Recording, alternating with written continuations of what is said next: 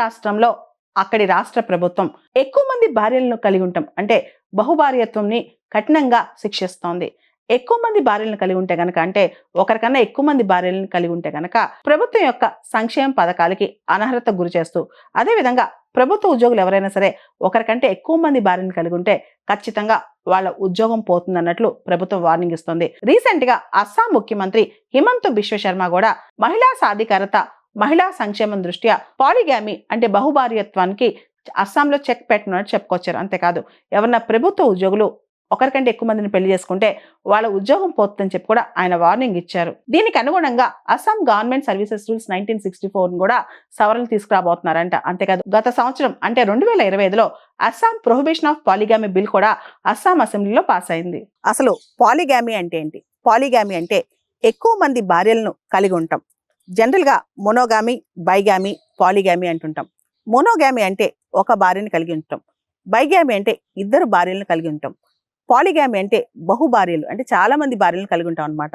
అస్సాం ప్రభుత్వం ఈ బహుభార్యలను కలిగి ఉంటాం అంటే పాలిగామి మ్యారేజెస్ ను రద్దు చేసేసింది. కంప్లీట్ గా పాలిగామిని బ్యాన్ చేసింది. అయితే దీనికి సంబంధించి ఎందుకు ఇలాంటి చట్టం చేసింది? పాలిగామి అనేది ఒక పెద్ద ఈవిల్ అని, ఉమెన్ దానివల్ల చాలా సఫర్ అవుతున్నారని అస్సాం నమ్ముతోంది. ముఖ్యంగా అస్సాంలోని చాలా ముస్లిం కమ్యూనిటీస్ ఈ పాలిగామి బారిన పడ్డారు. చాలా మంది మహిళలు కూడా విక్టిమ్స్ అయ్యారనమాట. దీన్ని ఆపేందుకు ఈ ప్రయత్నం చేస్తుంది అస్సాం ప్రభుత్వం. పరోక్షంగా దీన్ని ఆపేందుకే ఈ ప్రయత్నాన్ని మనకు అర్థమవుతుంది అనమాట. అయితే పాలిగామి అనేది భారతదేశంలో ఇంతకుముందు డిస్కస్ చేశారా లేదా, దీని మీద మనకు ఒక స్పష్టత ఉండాలి. యాక్చువల్లీ హిందూ మ్యారేజ్ యాక్ట్ ప్రకారం, హిందూ వివాహ చట్టం ప్రకారం బైగామి కూడా బ్యాన్ అయిపోయింది. ఇప్పుడు కాదు, దాదాపు 70 సంవత్సరాల క్రితమే బైగామి బ్యాన్ అయిపోయింది అనమాట. ఏ వ్యక్తికైనా ఇద్దరు భార్యలు ఉంటే అది చట్టపరంగా నేరం అని చెప్పొచ్చు.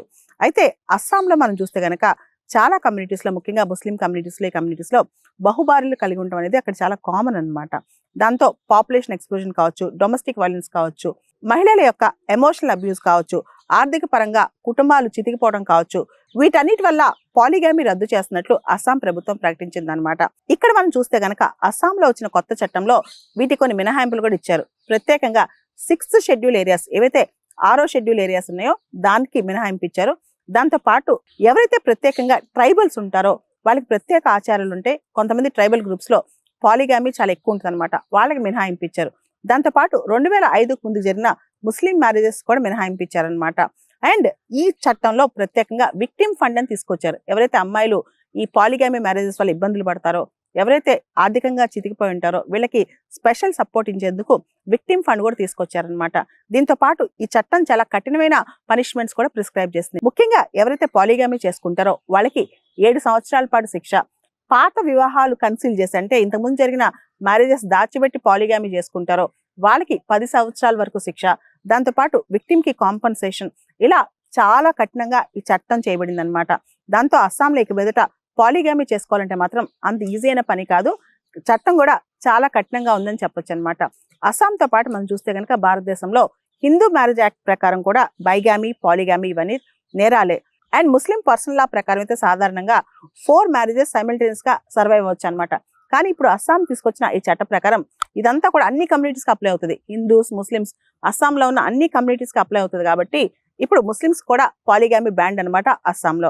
ఇక్కడ మనం చూస్తే కనుక స్టేట్ కాంకరెంట్ లిస్ట్ ప్రకారం స్టేట్ కూడా పర్సనల్ లాస్ మీద చట్టాలు చేయొచ్చు. ఇదంతా కూడా యూనిఫామ్ సివిల్ కోడ్ దిశగా స్టెప్స్ పడుతున్నట్టు మనకు అర్థమవుతుంది.